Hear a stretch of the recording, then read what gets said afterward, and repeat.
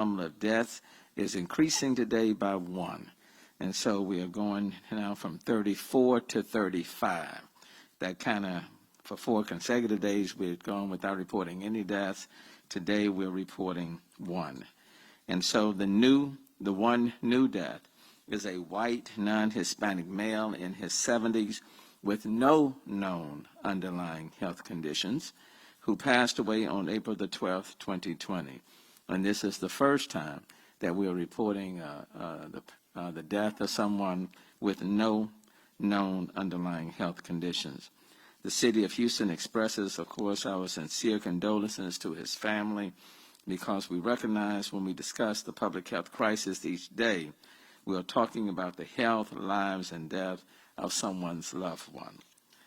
That is why we must work together to stop community spread of this virus by social distancing, social separation, washing our hands frequently, using hand sanitizer when you have it, wearing face coverings while out in the public. And of course, you know, this is a requirement starting this coming Monday. On that front, we have some good news to report about our efforts to get masks and face coverings directly into the hands of people who need them most. And I'm talking about vulnerable populations, the elderly, and those with underlying health conditions. You know, as of today, the Health Equity Response Team, and Shannon Buggs is here as the Director of Complete Communities and one of the leads on that task force, the Health Equity Response Team, better known as HER. They received their first really shipment of 50,000 masks today, and that 50,000 is already gone, distributed in various means throughout the city. When we will be distributing well over 200,000 masks to people in the city of Houston. Again, for us, it's all about your health, so it's masks over citations. When we encounter someone, like the HPD encounter someone, or on the bus, instead of giving someone a citation, we'll give them a mask or encourage them to wear a mask. Each one of our at-large council members, for example, there are 5 of them, have already received an allotment of masks, about 1,000 each already. And then each one of our district council members have already received 2,000 each. And then in addition to that, several of them will be having mass distribution efforts starting tomorrow through next week. And in that sense, we'll be distributing, well over 50,000 additional masks. And so if someone certainly is interested in a mask, you can contact your council member, either your district council member or council member at large. We have put masks in their hands, and we'll be putting even more in that hand. That's one of the forms of distribution.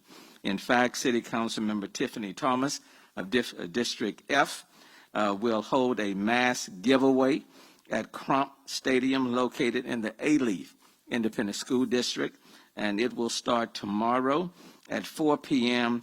and will continue until the supply runs out. And she will be handing out a number of masks, about 4,000 to 5,000. And then District A, Councilmember Amy Pack, distribution will take place on Monday, April the 27th from 9 to 10 a.m. At various locations: Carverdale Community Center, at 9920 Puerto Rico Road, at Freed Park Community Center, and at White Oak Conference Center. That's all in District A, and that will take place on Monday between 9 and 10. Councilmember Evan Shabazz of District D will be having something at the Sunnyside Multi-Service Center on tomorrow, and then on Monday at Mount Hebron Baptist Church from starting at 11 o'clock. There will be a mass distribution center. District J, Councilmember Edward Pollock, a mass distribution will take place at the Plaza Americas Mall. That would be on Tuesday, starting at 10. That's 7500 Bel Air Boulevard, Tuesday, April 28th at 10 a.m. Councilmember Robert Gallegos of District I will have face mask distribution sites in his district starting tomorrow At first will be at Our Lady of the Sea at 1401 Fidelity, 9 till 11 tomorrow, April 25th, as well as at the Tejada Center from 8 to 1 on Monday, April the 27th, and that's at 2950 Broadway, and then at the Community Family Center at 7524 Avenue E on Monday, April the 27th, starting at 9 o'clock. And all of this will be made available to you. In District K, Councilmember Martha Castek Tatum, Vice Mayor Pro Tem, her mass distribution will be at the Fountain of Life Center. That will be on Tuesday, starting at 9 a.m., and that's at 14065 Main Street. Also, God's Grace Community Church, Mount Hebron Missionary Baptist Church, and the Houston Food Bank on Saturday will distribute the bulk of the rest of their mass to our most at-risk neighbors. And also, I want to thank the Tuskegee, did I pronounce that right, University Alumni Association of Houston for their generous donation of 30,000 masks. And again, I want to emphasize these are masks that we're giving to our vulnerable population. Though we have already bringing in over 200,000, we are needing many, many more. And certainly want to thank the different church groups who are in the process of making a number of masks as well. The HERD Task Force also made its first distribution of 15,000 masks to Interfaith Ministries for inclusion with next week's meal delivery. So we're using different channels to get masks out. And so, Shannon, thank you so very much. As you can see, we are giving away the masks as fast as we can receive them. The City of Houston is handling distribution through our community partners, including the Houston Food Bank. Melody Pang is here. Thank you, Melody. Interfaith Ministries of Greater Houston, and our faith-based institutions. As much as possible, masks will be delivered to people's homes with meals, and when we replenish our supplies of masks and receive the cloth masks from the citywide Houston response effort, we have masks for the Houston Parks and Recreation Department to hand out to people in their cars with the meals being distributed at community centers. And I want to take this point to also acknowledge Susan Christian, who's Director of Special Events, who's also mainstay on the distribution effort of these masks. We are trying to minimize person-to-person contact as much as possible. Now let me talk about people with disabilities. On Tuesday, I announced that let me get my mask right. I will tell you, the mask that the grandma made works better than this commercial mask.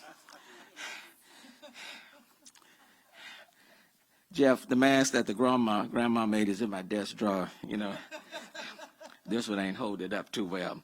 On Tuesday, I announced that my Office for People with Disabilities would be launching a food access program with the goal of serving 500 households of Houstonians with disabilities. Clearly, there is a huge need in our city because the demand and request for assistance has simply been incredible.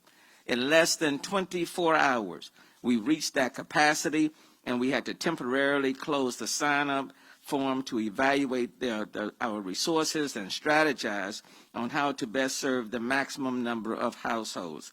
And thanks to the efforts of many, and with the assistance of the Houston Parks Adaptive Sports and Recreation staff at the West Gray Multi-Service Center, 627 Houstonians with disabilities were served today. Now I know that there is more need in our city. There are 215,000 plus Houstonians with disabilities in our city, so we have much more work to do, but we can do the work if we work together. I'm calling on our corporate partners to work with us by providing financial contributions to support city initiatives that lift vulnerable populations like the Mayor's Office with People with Disability Food Access Program. I do want to thank the Houston Food Bank for its efforts, and Melanie, I know a lot of contributions have come into the Houston Food Bank, but I'm hearing the supply is still being pressed to the limits. So I certainly want to encourage people to contribute to give to the Houston Food Bank. And then I'm going to ask for special contributions to our distribution center for the mayor's office with people with disability. I am also instructing Director Gabe Caceres to expand the mayor's office with people with disability food access program to serve an additional 500 households, bringing the maximum capacity of the program to 1,000 households per week for the next 2 weeks. This, we don't want to leave anyone behind, and in this case, those with disabilities are not having to come and get the supplies. With the support of Metro, we are taking the supplies directly to where they live. So let me pause right now, and Gabe, if you can come to speak to this program, we would appreciate it. Gabe Caceres. Thank you, Mayor. Like the Mayor mentioned, the food access program for people with disabilities, we have seen a great response. We're asking for the community to be patient. We are working as quickly as possible to expand our resources. Like the Mayor said, we welcome contributions from the community so that we can continue to provide this service to our community. En español, estamos trabajando rápidamente. Hemos visto una necesidad muy grande en la comunidad. El alcalde nos ha pedido que expandamos nuestro programa y estamos trabajando lo más rápido posible para encontrar recursos para seguir proveyendo este servicio. So we are working as quickly as possible. Thank you, Mayor.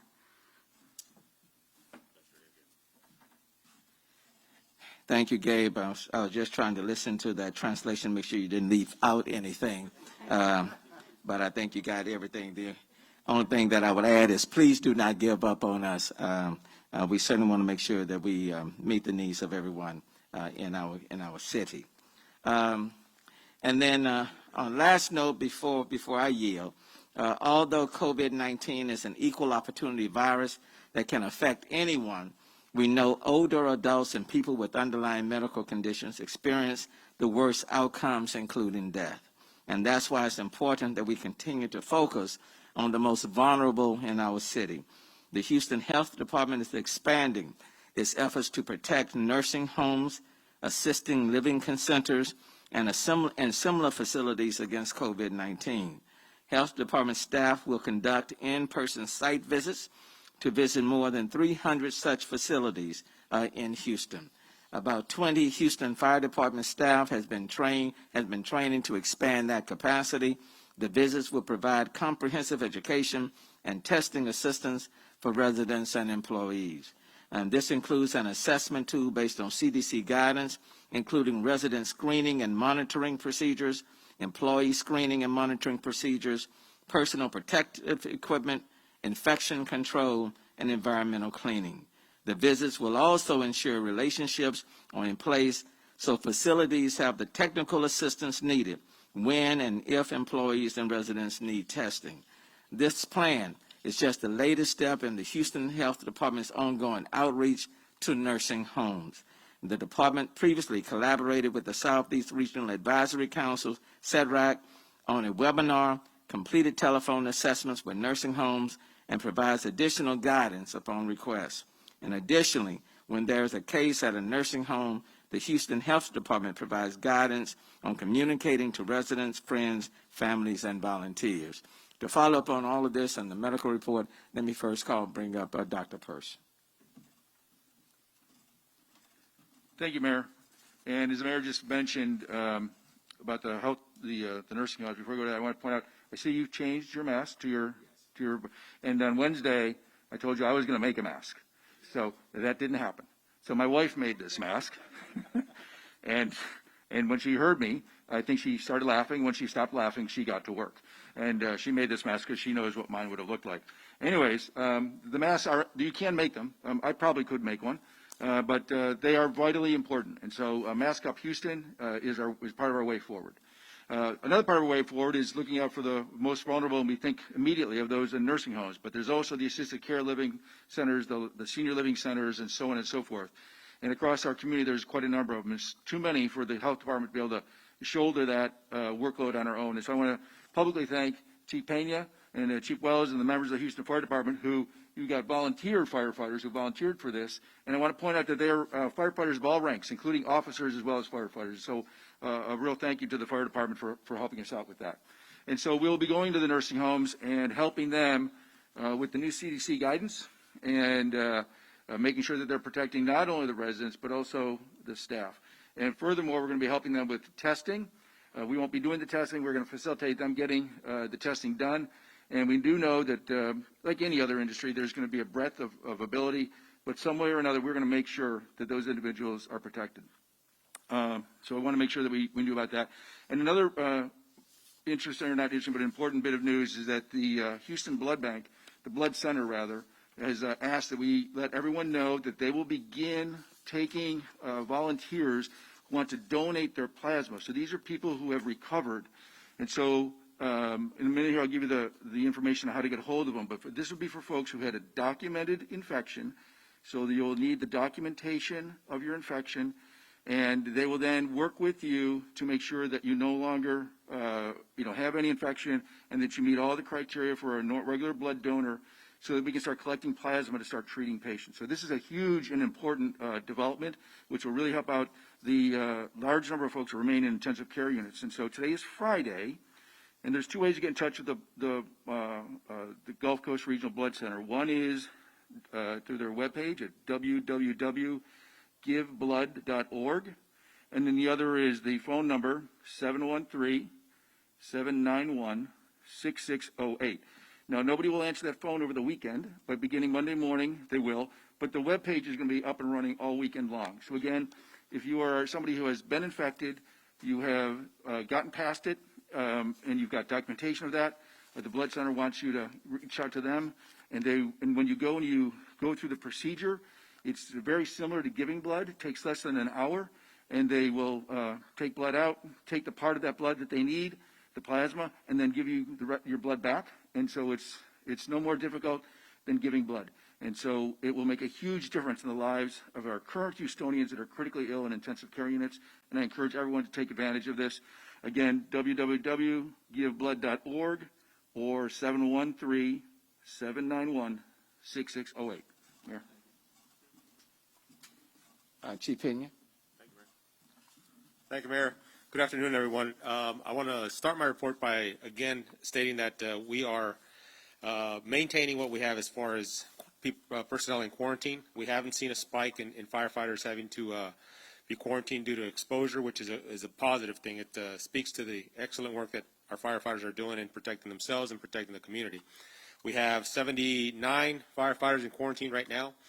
In the course of the operation, we've had 39 firefighters that have tested positive for COVID-19. We have 25 that have returned to work, and they're recovering at home, or the ones that are positive are recovering at home. As Dr. Peirce mentioned, we have firefighters that are participating in the nursing home project, and our scope and our mission is expanding a little bit. Staffing is adequate right now. We are maintaining the every apparatus that we have available staffed up, which is a positive thing, but we are being stretched thin. But this project with the nursing homes is important. We, as the mayor mentioned, we have to protect those most vulnerable in our community, and we know that trying to get ahead of it and preventing the spread in these homes is going to go a long way. It's going to pay dividends. The other thing I want to mention is that we do have 7 personnel from the Houston Fire Department deployed to Polk County to assist with the tragedy that they have over there. Very proud of those individuals that are assisting out there. Please keep them in your thoughts and your prayers, and hope for a quick recovery in that region and a safe return for our firefighters home. In regards to the occupancy task force, in the last 24 hours, we've had 32 complaints that we've looked into.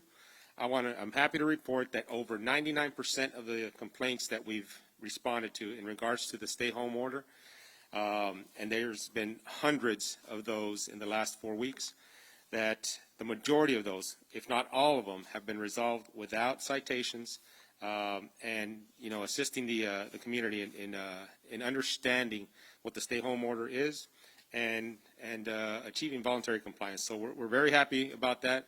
Our goal, again, is to educate and inform, not necessarily to cite. And thankfully, we haven't had to do that in over 99% of the cases. So we hope that continues. Thank you. That's my report. And Chief Unit, Office of Emergency Management. Great. Thank you, Mayor, for your leadership and for bringing on new partners every day to bring in donations and masks and equipment. I'd also like to thank Director Buggs, Shannon, Susan Christian, and Director Gabe for helping out and assisting with the vulnerable community. These are folks that don't have access to the masks and the food supply chain like most of us have. And this is just another way to keep our vulnerable community who are most at risk safe during this crisis. The Office of Emergency Management has been coordinating all the purchased PPE and the donated PPE and distributing that to the first responders and healthcare professionals and other essential city employees. It's a full-time job that we're working 16, 18 hours a day. Everybody's working real hard on that, so I want to thank the Office of Emergency Management and the Office of Business Opportunities for coordinating the donated supplies. Thank you, Mayor. Thank you. Shannon, you want to add on the health equity response team in terms of the masks? Thank you, Mayor. Yes, we are starting to hear back from many people who want to help the vulnerable populations by bringing masks to the city for the distribution. We are truly and sincerely grateful for that. The best way we can do this, though, is through our community partners. We want to keep the amount of person-to-person contact to a minimum. And the other thing we are asking everyone to do to help us make sure that we have enough supply to get to the most vulnerable is for you to look in your own homes and get bandanas and other cloth and make your own. Dr. Peirce shared that earlier about the simplicity of doing it. When we get that 1 million masks from all of the churches, 1,000 churches in the Houston area, we want to make sure we're able to distribute them to the people who are most in need. We all live here in Texas. We get bandanas for everything. So please go through what's in your home, find what you have, wash it up, and get to work on turning it into a bandana. It's as easy as using a mask. It's as easy as using a bandana and rubber bands to turn it into a mask that will keep you safe when you're out in public. Thank you so much. Thank you. And at this point, we're taking the questions you may have. From Yes. HOU, on a show with our sister station in Dallas this morning, you talked about Houston's peak. Judge Hidalgo said an hour ago the curve has flattened. Have we hit our peak? I talked to Dr. Peter Hortez this morning, and they're indicating that if we haven't hit it, we're certainly there. But it does appear that things are flattening out. And when we look at all the numbers, all the numbers are favorable. But all of the numbers also, they carry a caveat, and that is assuming we continue with our social distancing and the proper hygiene, wearing our face covering, then it seems like the numbers are flattening out. So the numbers are favorable. As you know, for 4 consecutive days, we went without any deaths. We're reporting 1 today. And so Houston's count is at 35. So Dr. Peirce, well, you know, the doctors are telling me we have flattened. But what they're saying, we're not going up, so to speak, but we're flattening out. But I'll let Dr. Peirce further elaborate. Yeah, the mayor is exactly right. So we look at the data from a number of different angles. We talk about the case count that we report to you every day. We've talked a number of times about how that can be unreliable. We've also been in contact, and in fact, in the conference call this morning with members from the Texas Medical Center. And then in my other role with the Southeast Texas Regional Advisory Council, we look at similar data from a different angle. So the Texas Medical Center looks at for those member institution systems, so the Memorial Hermann system, the St. Luke system, the Methodist and Harris Health systems. SETRAC looks at it for all hospitals by county and across the 25-county region. And what both of those views of the hospital data is suggesting is that the in-hospital population of patients who are diagnosed with COVID disease seems to have flattened off. And it seems to have flattened off for, depending on exactly where you look, 1, maybe 2 weeks now. What to keep in mind, however, is that as patients recover and are discharged either from the ICU or from the hospital, in order for that number to remain, that means somebody else got admitted. So we've not, if you think about peak as a, going up and then coming down, we're not coming down yet. We've plateaued, which means that all of the things that the Houstonians are doing, face coverings, hand washing, small groups, all of the things that we're doing means that we are right now at the same pace as the power of this virus. So we're not on the downside yet. Hopefully we'll get there. But what everyone is doing, congratulations. Keep doing it. Don't take your foot off the brake. It's working. One more, Mayor, from KHOU. Has you put a number on the upcoming city budget deficit amount? That budget deficit will be anywhere between 170 to 200 million dollars in terms of the deficit that we're trying to close. It will be the worst budget deficit that the city has faced. Now, 2016, I said in 2016 it was the worst, and that's because we were dealing with pensions, the rising cost of pension. And in 2016, that was the worst deficit shortfall the city has ever faced in its history. This one will be worse than 2016. So it will be the worst budget deficit in the city of Houston. The sales tax reduction for us in terms of revenue will be a little over $100 million alone. And then when you take into account municipal courts, those fees, parking fees, all are down. So when you factor all of that in, without any flexibility in federal funding to fill the gap, it does mean, for example, that police cadet classes, all 5, will be deferred. It does mean that thousands of employees will have to be furloughed. It does mean that there will be additional deferments within this budget. There's just no way to otherwise to make it balance. And Mayor, just to follow up on that, Sure. have you gotten any word from your congressional delegation, or is there any hope to switch things around? And We were on a conference call, other big city mayors were on a conference call at 1 o'clock today with Senator Cornyn, and he acknowledged that the sales tax reductions were directly related to COVID-19. And in his view, the use of federal dollars to fill that gap would be an understandable use. However, the Secretary of Treasury and Congress has yet to provide that flexibility. So as of today, we cannot use even the dollars that have been awarded to municipalities to fill the deficit. It's our hope that Congress is understanding our situation, and it's not just Houston; it's across the board in almost every city throughout the United States. Congress has provided additional dollars to replace revenue lost by companies in the private sector and others. But the city of Houston, other municipalities, is no exception. We have lost revenue, but we have yet to receive that flexibility. And as people think about reopening the economy, bear in mind the Houston, the governmental entity, represents the infrastructure behind these businesses opening up. And quite frankly, if we are having to defer police cadet classes, that goes directly to public safety. Same thing with respect to our firefighters, directly to public safety. Solid waste, that goes directly to your health. Sanitation, critically important. In terms of permitting, that goes directly to providing permits in a timely fashion to businesses who want to engage in residential or commercial construction. So the reality for us, but we do have to balance the budget. And unlike the federal government, we cannot engage in deficit financing. We must balance. We cannot borrow. on the issue of testing, Mayor, Yes. the state seems to have deployed some pop-up testing facilities in the outlying suburbs today and I guess this weekend. But it's apparently Texas is still 49th in testing, and we're already talking about opening back up. I mean, retail to go started today. Monday, the governor's supposed to have a big announcement. Given the fact that we're still almost last in testing, do you feel like? That's my concern. My concern is that the testing becomes our eyes to spot where this virus is. And even though we have plateaued, that doesn't mean the virus is not prevalent in our community. The virus is still here. And the virus is still not under control. Okay? So you can open up, but it's like you're flying, but you're flying, but you're flying blindly. And you're hoping and praying that the virus is not prevalent.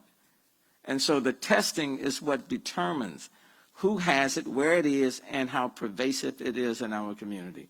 Quite frankly, we ought to be testing in the city of Houston anywhere between 3,000 to 5,000 a day. Right now, in terms of the public facilities, it's 1,000 maximum, and we're tapping that out at about 3 or 4 o'clock in the afternoon, when we should be going to about 7 p.m.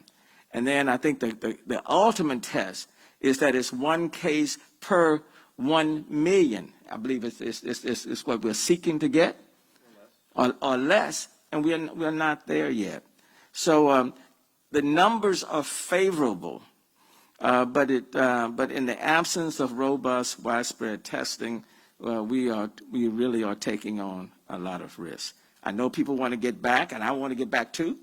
And we had a visit with some of the strike force members on the governor's task force this morning. So we want to get back to business as well. But I think we all recognize that it needs to be in stages, and that the testing is a precursor, really, to really getting back and opening things up. I have two more from Houston Public Media. Have there been any discussions between the city and the county to extend the stay-at-home order? And what can the city do about rent assistance when the moratorium lifts? Can you spend any of the $400 million in stimulus money to help prevent homelessness? Well, on homelessness, the answer is yes. And we're already doing some things. We have already taken steps to thin out the population of those who are homeless within our shelters. We've already taken those initiatives. We are looking at ways of providing rental assistance and seeing where we can utilize some of the federal dollars that we've received. So we're walking through those steps as we speak. I do hope, for example, that the Texas Supreme Court will continue to extend its moratorium or halt on evictions through the end of May. Because it's not so much April that's still going to affect renters, it's the month of May. So my hope is that the Texas Supreme Court will extend its halt on evictions until the end of May. And then the first question dealt with... Have you talked to the county about extending the stay-at-home order? And that pretty much is now in the hands of the governor. The governor is now deciding when things are going to open up, and he's the governor, and his executive orders will trump, let me put it that way, will trump local government's orders. And so he's already, as of this week, certain things opening up, curbside for retail, that's taking place today. And he's already indicated that on Monday he'll make some additional announcements. And so his order will supersede the orders of local government. So my only hope is that whatever those orders will be, that we will be very careful and measured such that we don't cause the situation to resurge. Let's put it that way. Mayor, you talked about 3,000 to 5,000 tests a day as a number that you'd feel comfortable with. Moving forward, what is the city's plan? What steps are in place to try to get to that number a day? And then let me make a few comments, and I'll yield to Dr. Peirce. And to me, it's going to require a public-private collaborative approach. Okay, we certainly we need more capacity for our public sites. And that's hoping that FEMA and others will provide us with the capacity, not just the test kit, but all of the other elements, the supplies that go along with it, the media, the swabs, the nasal swabs, all of the other elements that go along with PPEs.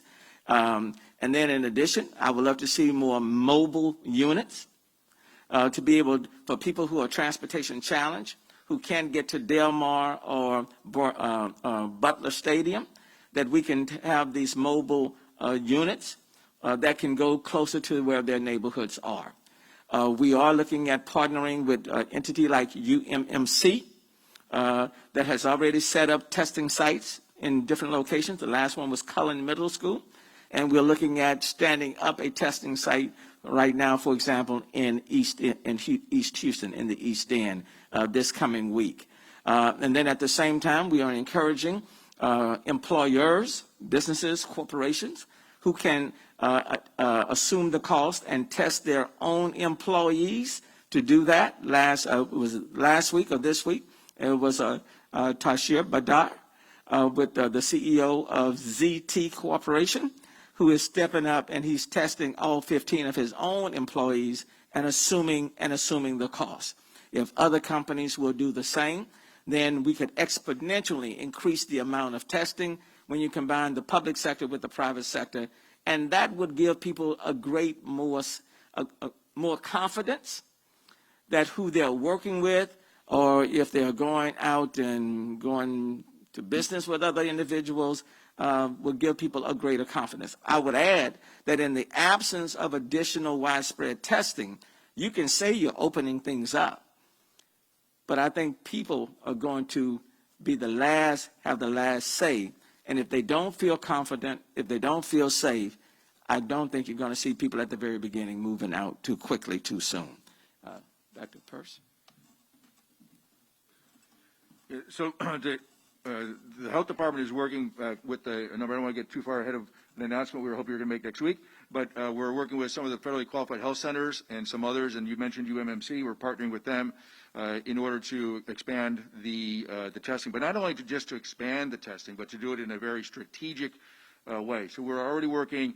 We're gathering the data we have, and recognize I've sort of been a little bit critical of our testing data because it comes in slow and some other issues with it. But even so, we're using some mathematical models to correct for those shortcomings so that when we do move forward with testing, we're doing it in neighborhoods that are already under-tested, underrepresented in the testing, and also ones where we have reason to believe that there may be higher rates based on some of the intelligence that we already have. So we don't have enough testing capacity to do every neighborhood to the ability that we would like. So we have to be smart about it, and that's what we're doing. We're working on that strategy now, and hopefully you'll be able to make an announcement with more specifics next week. And bear in mind, it's not just the diagnostic testing, but it's also the contact tracing. All of that becomes critically important. I see Chief Acevedo has come. I think he was probably out arresting, tackling, chasing somebody. So, Chief, you know. Undercover will work. Anything to report today?